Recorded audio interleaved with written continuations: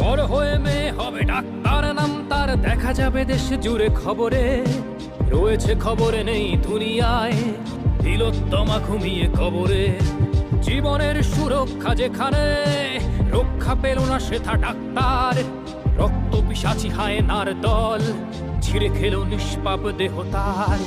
এই বুঝি বাংলা, এই বুঝি দেশ আমার, যার জয়গান গাও।